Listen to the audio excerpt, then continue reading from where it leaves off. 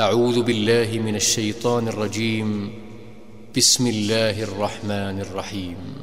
بسم الله. تلك الرسل فضلنا بعضهم على بعض، منهم من كلم الله ورفع بعضهم درجات، وآتينا عيسى ابن مريم البينات وأيدناه بروح القدس، ولو شاء الله ما اقتتل الذين من بعدهم من بعد ما جاءتهم البينات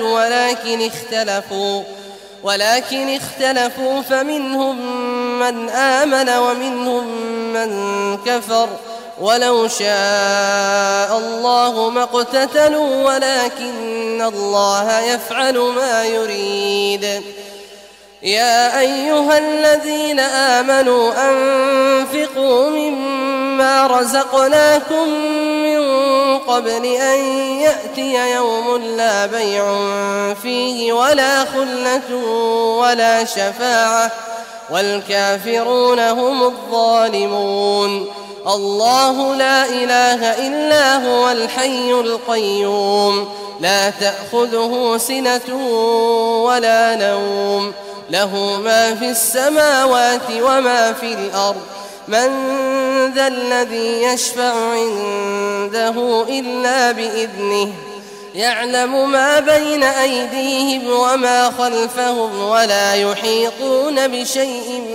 من علمه إلا بما شاء. وسع كرسيه السماوات والأرض ولا يؤوده حفظهما وهو العلي العظيم. لا إكراه في الدين، قد تبين الرشد من الغي، فمن يكفر بالطاغوت ويؤمن بالله فقد استمسك بالعروة الوثقى لا انفصام لها، والله سميع عليم. الله ولي الذين آمنوا يخرجهم من الظلمات إلى النور، والذين كفروا أولياؤهم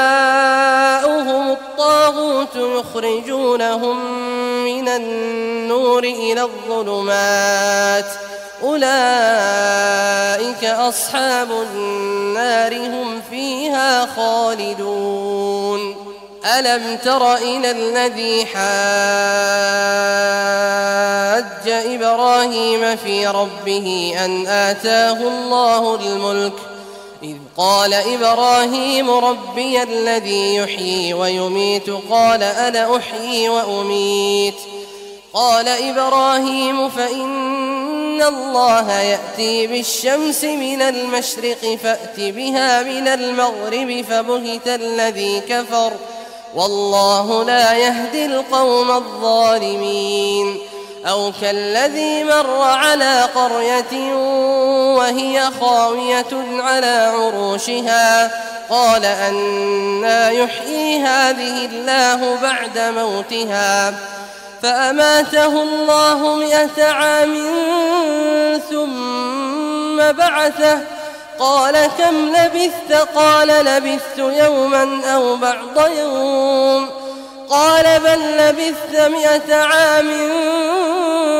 فانظر إلى طعامك وشرابك لم يتسنه، وانظر إلى حمارك ولنجعلك آية للناس، وانظر إلى العظام كيف ننشزها ثم نكسوها لحما، فلما تبين له قال أعلم أن الله على كل شيء قدير. وإذ قال إبراهيم رب أرني كيف تحيي الموتى، قال أولم تؤمن؟ قال بلى ولكن ليطمئن قلبي، قال فخذ 4 من الطير فصرهن إليك ثم اجعل على كل جبل منهن جزءا ثم ادعهن يأتينك سعيا، واعلم أن الله عزيز حكيم. مثل الذين ينفقون أموالهم في سبيل الله كمثل حبة أنبتت 7 سنابل في كل سنبلة 100 حبة والله يضاعف لمن يشاء والله واسع عليم. الذين ينفقون أموالهم في سبيل الله ثم لا يتبعون ما أنفقوا منا ولا أذى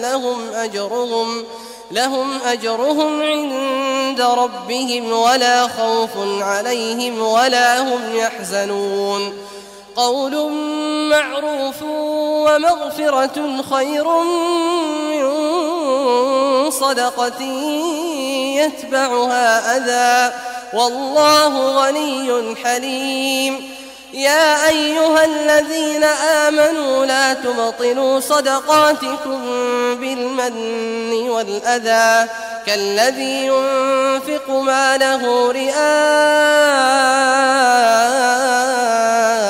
الناس ولا يؤمن بالله واليوم الآخر فمثله كمثل صفوان عليه تراب فأصابه وابل فتركه صلدا لا يقدرون على شيء مما كسبوا والله لا يهدي القوم الكافرين. ومثل الذين ينفقون أموالهم ابتغاء مرضات الله وتثبيتا من أنفسهم كمثل جنة بربوة أصابها وابل فآتت أكلها ضعفين فإن لم يصبها وابل فطل والله بما تعملون بصير. أيود أحدكم أن تكون له جنة من نخيل وأعناب تجري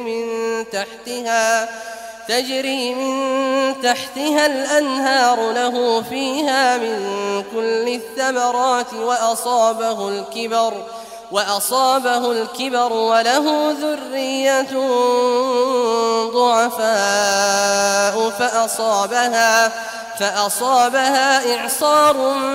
فيه نار فاحترقت كذلك يبين الله لكم الآيات لعلكم تتفكرون. يا أيها الذين آمنوا أنفقوا من طيبات ما كسبتم ومما أخرجنا لكم من الأرض ولا تيمموا الخبيث منه تنفقون ولستم بآخذيه إلا أن تغمضوا فيه واعلموا أن الله غني حميد. الشيطان يعدكم الفقر ويأمركم بالفحشاء والله يعدكم مغفرة منه وفضلا والله واسع عليم. يؤتي الحكمة من يشاء ومن يؤت الحكمة فقد أوتي خيرا كثيرا وما يذكر إلا أولو الألباب. وما أنفقتم من نفقة أو نذرتم من نذر فإن الله يعلمه وما للظالمين من أنصار. إن تبدوا الصدقات فنعما هي وإن تخفوها وتؤتوها الفقراء فهو خير لكم ويكفر عنكم من سيئاتكم والله بما تعملون خبير. ليس عليك هداهم ولكن الله يهدي من يشاء وما تنفقوا من خير فلأنفسكم وما تنفقون إلا ابتغاء وجه الله وما تنفقوا من خير يوفى إليكم وأنتم لا تظلمون للفقراء الذين أحصروا في سبيل الله لا يستطيعون ضربا في الأرض يحسبهم الجاهل أغنياء من التعفف تعرفهم بسيماهم لا يسألون الناس إلحافا وما تنفقوا من خير فإن الله به عليم الذين ينفقون أموالهم بالليل والنهار سرا وعلانية فلهم أجرهم عند ربهم ولا خوف عليهم ولا هم يحزنون الذين يأكلون الربا لا يقومون إلا كما يقوم الذي يتخبطه الشيطان من المس ذلك بأنهم قالوا إنما البيع مثل الربا وأحل الله البيع وحرم الربا فمن جاءه موعظة من ربه فانتهى فله ما سلف وأمره إلى الله ومن عاد فأولئك أصحاب النار هم فيها خالدون يمحق الله الربا ويربي الصدقات والله لا يحب كل كفار أثيم إن الذين آمنوا وعملوا الصالحات وأقاموا الصلاة وآتوا الزكاة لهم أجرهم عند ربهم ولا خوف عليهم ولا هم يحزنون يا أيها الذين آمنوا اتقوا الله وذروا ما بقي من الربا إن كنتم مؤمنين فإن لم تفعلوا فأذنوا بحرب من الله ورسوله وإن تبتم فلكم رؤوس أموالكم لا تظلمون ولا تظلمون وإن كان ذو عسرة فنظرة إلى ميسرة وأن تصدقوا خير لكم إن كنتم تعلمون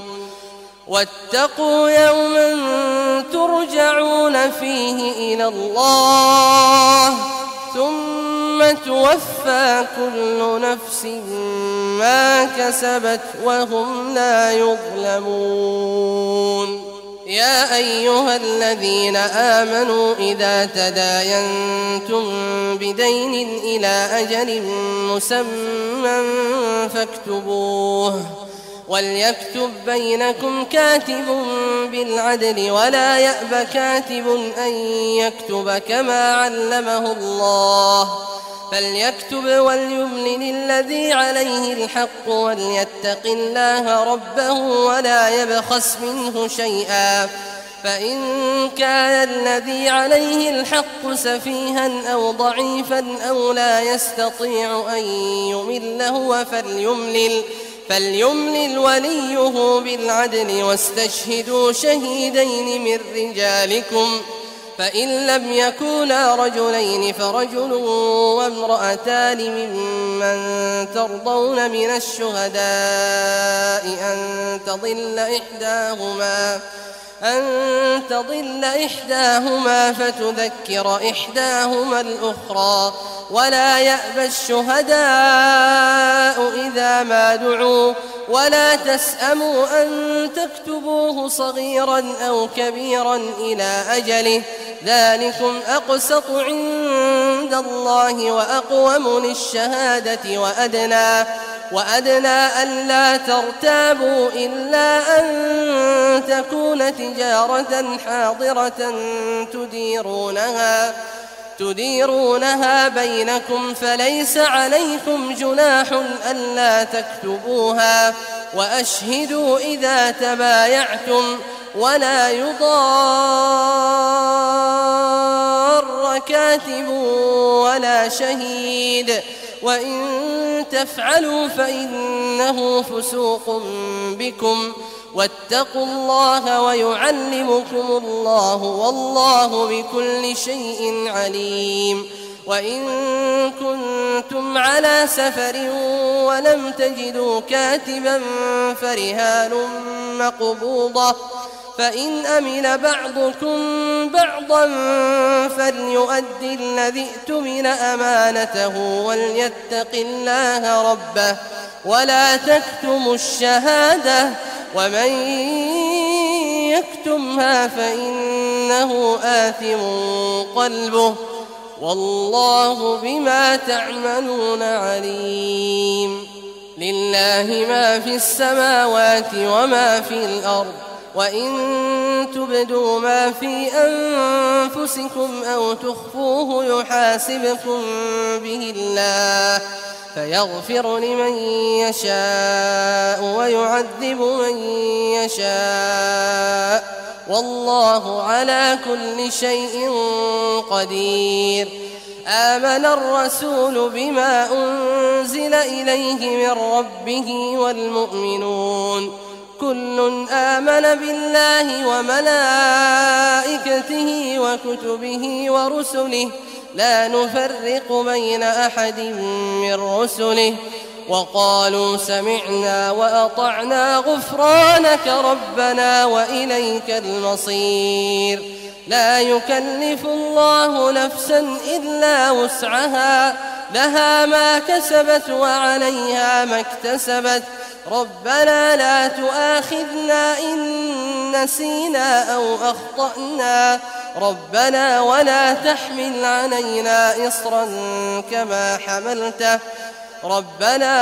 تحمل علينا إصرا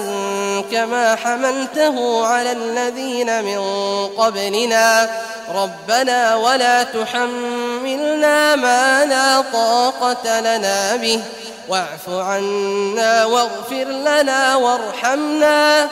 أنت مولانا فانصرنا على القوم الكافرين.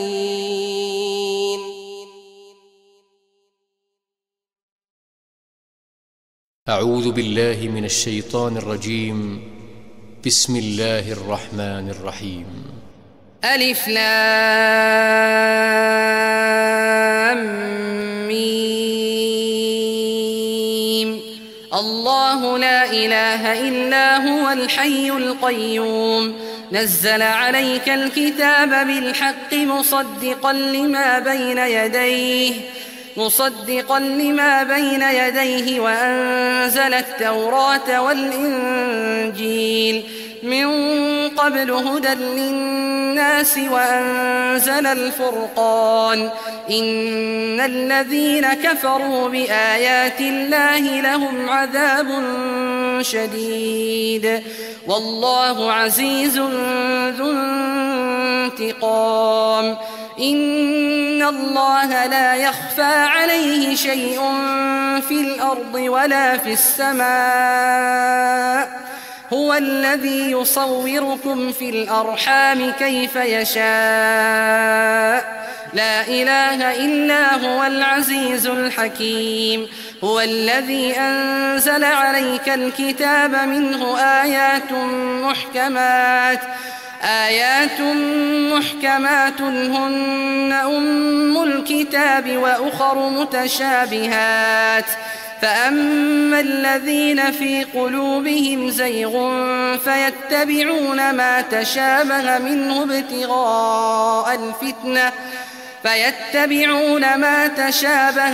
ابتغاء الفتنة وابتغاء تأويله وما يعلم تأويله إلا الله والراسخون في العلم يقولون آمنا به كل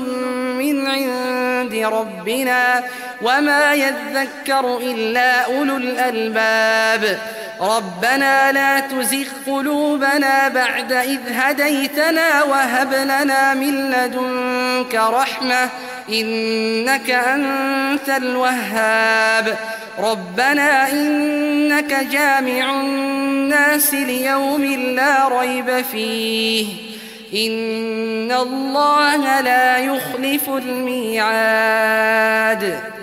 إن الذين كفروا لن تغني عنهم أموالهم ولا أولادهم من الله شيئا وأولئك هم وقود النار كدأب آل فرعون والذين من قبلهم كذبوا بآياتنا فأخذهم الله بذنوبهم والله شديد العقاب قل للذين كفروا ستغلبون وتحشرون إلى جهنم وبئس المهاد قد كان لكم آية في فئتين التقتا فئة تقاتل في سبيل الله وأخرى كافرة يرونهم مثليهم رأي العين والله يؤيد بنصره من يشاء إن في ذلك لعبرة لأولي الأبصار زين للناس حب الشهوات من النساء والبنين والقناطير المقنطرة من الذهب والفضة والخيل المسومة والأنعام والحرث ذلك متاع الحياة الدنيا والله عنده حسن المآب قل أنبئكم بخير من ذلكم للذين اتقوا عند ربهم جنات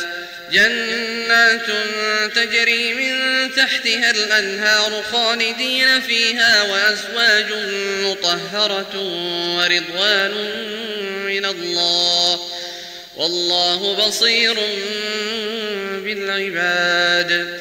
الذين يقولون ربنا إننا آمنا فاغفر لنا ذنوبنا وقنا عذاب النار الصابرين والصادقين والقانتين والمنفقين والمستغفرين بالأسحار شهد الله أنه لا إله إلا هو والملائكة وأولو العلم قائما بالقسط لا إله إلا هو العزيز الحكيم إن الدين عند الله الإسلام وما اختلف الذين أوتوا الكتاب إلا من بعد ما جاءهم العلم بغيا بينهم ومن يكفر بآيات الله فإن الله سريع الحساب فإن حاجوك فقل أسلمت وجهي لله ومن اتبعن وقل للذين أوتوا الكتاب والأميين أأسلمتم فإن أسلموا فقد اهتدوا وإن تولوا فإنما عليك البلاغ والله بصير بالعباد إن الذين يكفرون بآيات الله ويقتلون النبيين بغير حق ويقتلون الذين يأمرون بالقسط من الناس فبشرهم بعذاب أليم أولئك الذين حبطت أعمالهم في الدنيا والآخرة وما لهم من ناصرين ألم تر إلى الذين أوتوا نصيبا من الكتاب يدعون إلى كتاب الله ليحكم بينهم ثم يتولى فريق منهم وهم معرضون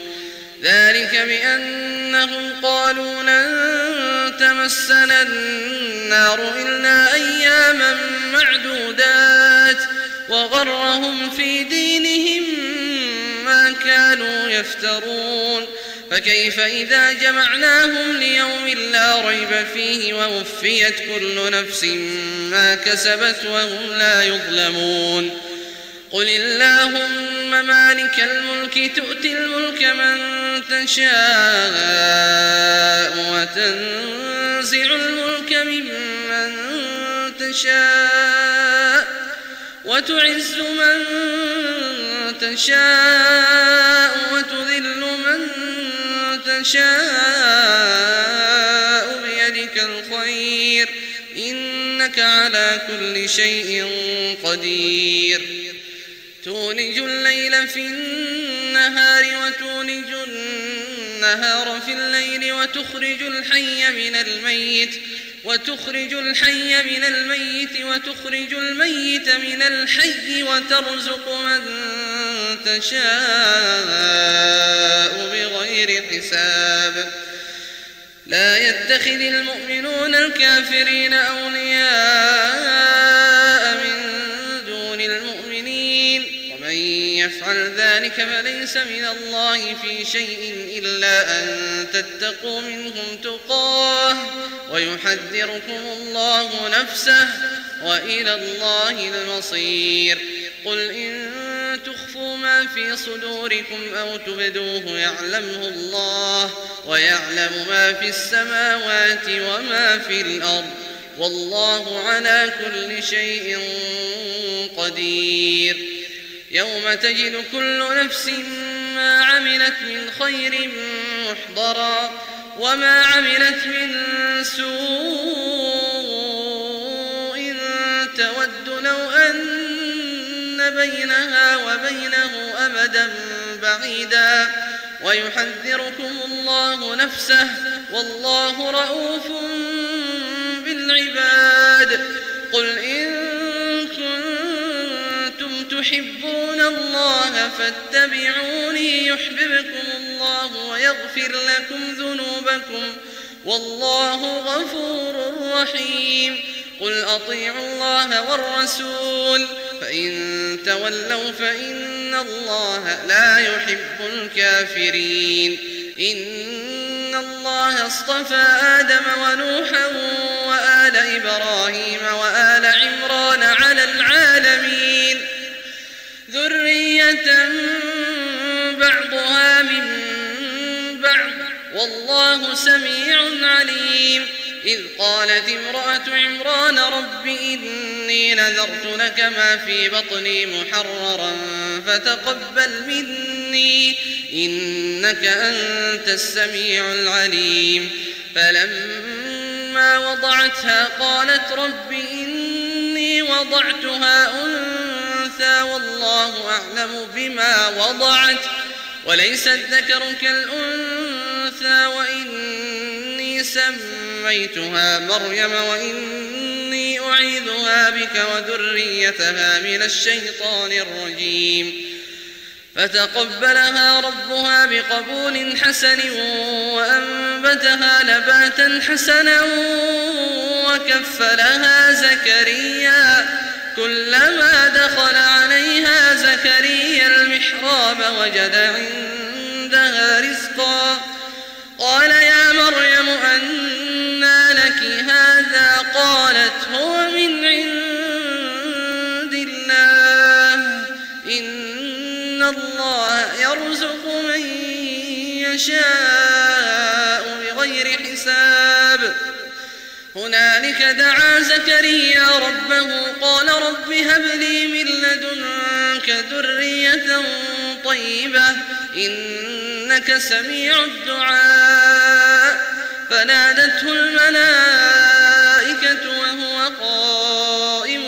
يصلي في المحراب أن الله يبشرك بيحيى مصدقا بكلمة من الله وسيدا وحصورا ونبيا من الصالحين قال رب أنى يكون لي غلام وقد بلغني الكبر وامرأتي عاقر قال كذلك الله يفعل ما يشاء قال قال رب اجعل لي آية قال آيتك ألا تكلم الناس 3 أيام إلا رمزا واذكر ربك كثيرا وسبح بالعشي والإبكار وإذ قالت الملائكة يا مريم إن الله اصطفاك وطهرك واصطفاك على نساء العالمين يا مريم اقنتي لربك واسجدي واركعي مع الراكعين ذلك من أنباء الغيب نوحيه إليك وما كنت لديهم إذ يلقون أقلامهم أيهم يكفل مريم وما كنت لديهم إذ يختصمون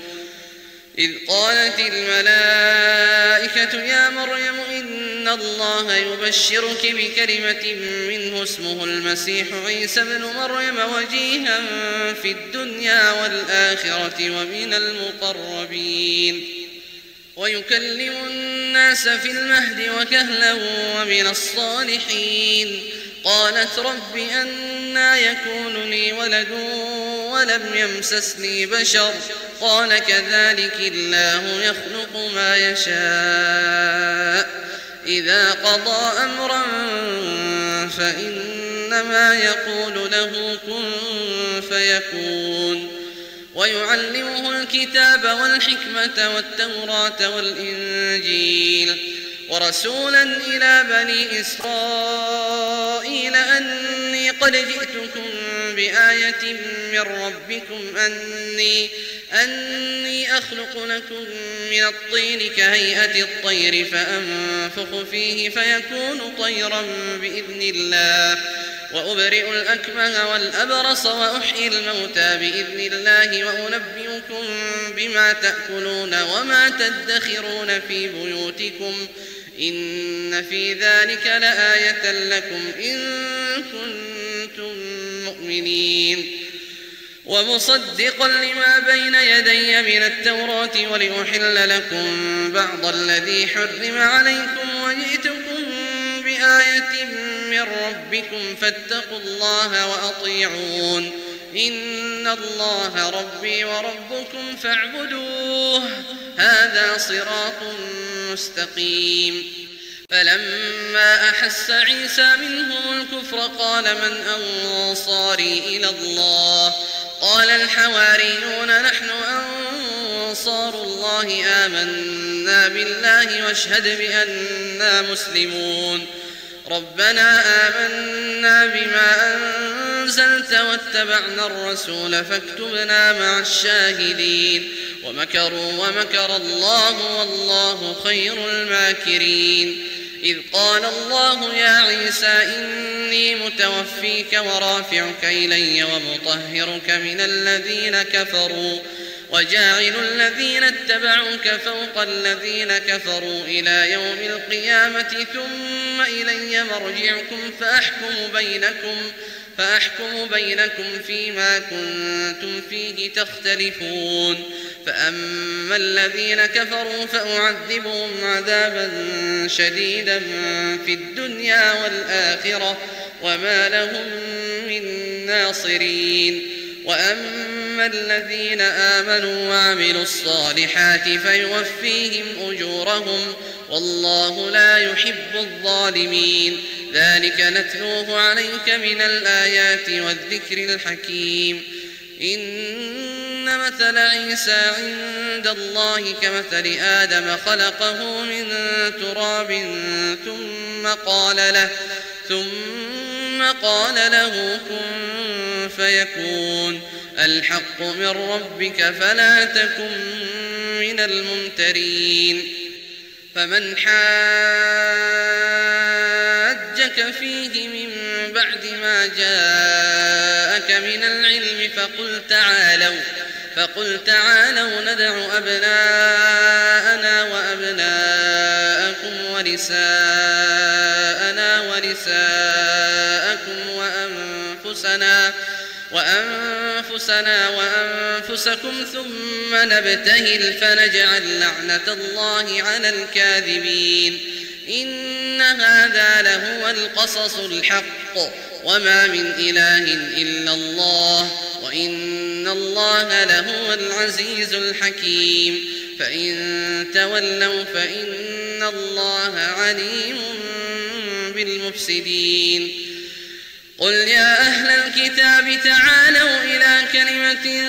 سواء بيننا وبينكم ألا نعبد إلا الله ولا نشرك به شيئا ولا يتخذ بعضنا بعضا أربابا من دون الله فإن تولوا فقولوا اشهدوا بأننا مسلمون يا أهل الكتاب لم تحاجون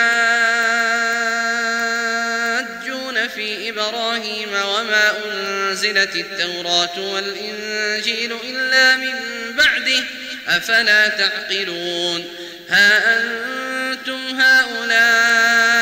حاججتم فيما لكم به علم فلم تحاجون فيما ليس لكم به علم والله يعلم وأنتم لا تعلمون ما كان إبراهيم يهوديا ولا نصرانيا ولكن كان حنيفا مسلما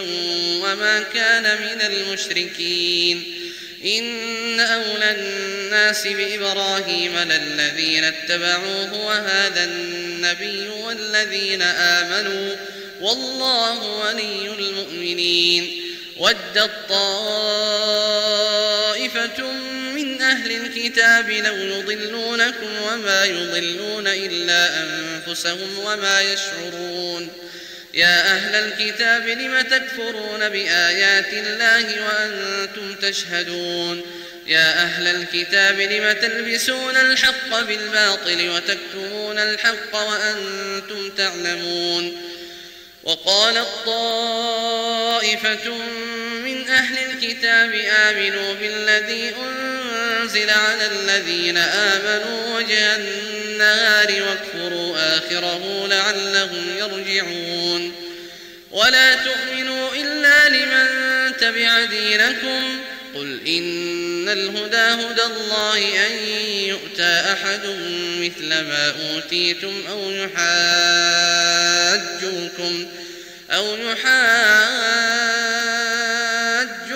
عند ربكم قل إن الفضل بيد الله يؤتيه من يشاء والله واسع عليم يختص برحمته من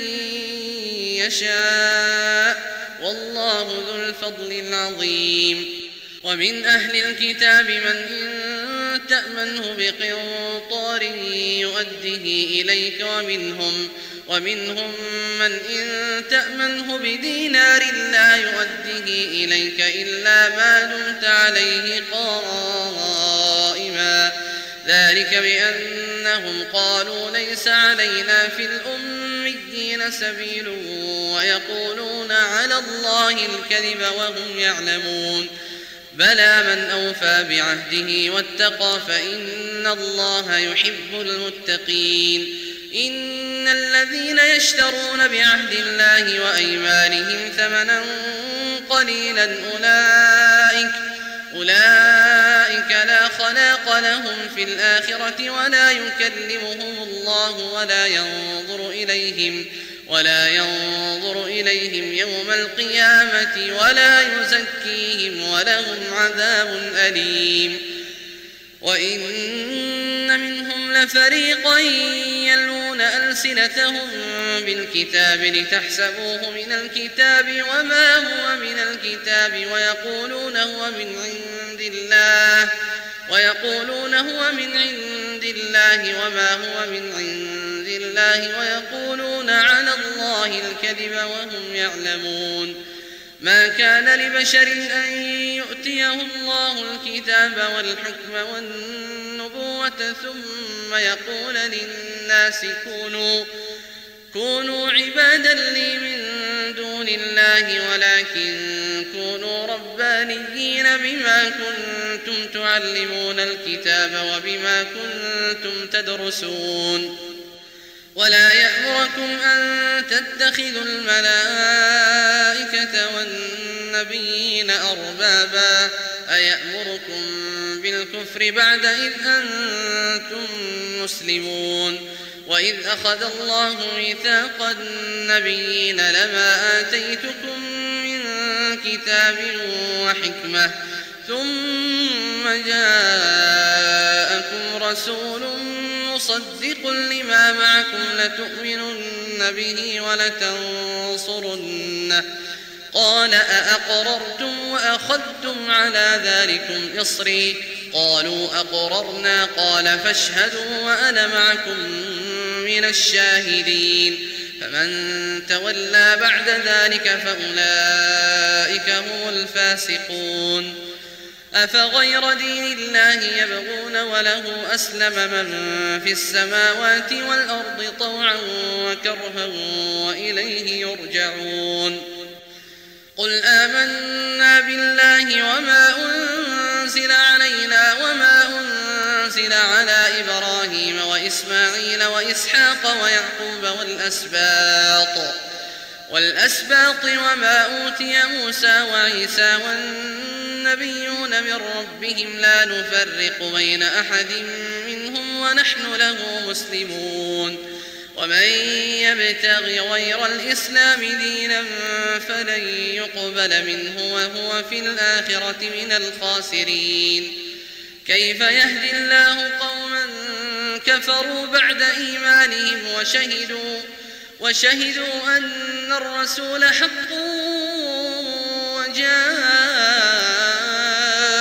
البينات والله لا يهدي القوم الظالمين أولئك جزاؤهم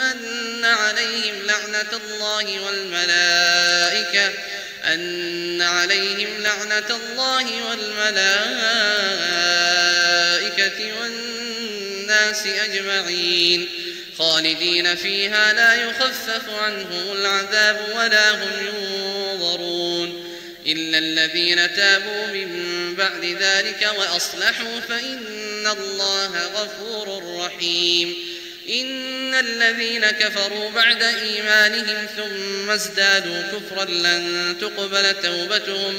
لن تقبل توبتهم وأولئك هم الضالون إن الذين كفروا وماتوا وهم كفار فلن يقبل من أحدهم ملء الأرض ذهبا ولو افتدى به أولئك لهم عذاب أليم وما لهم من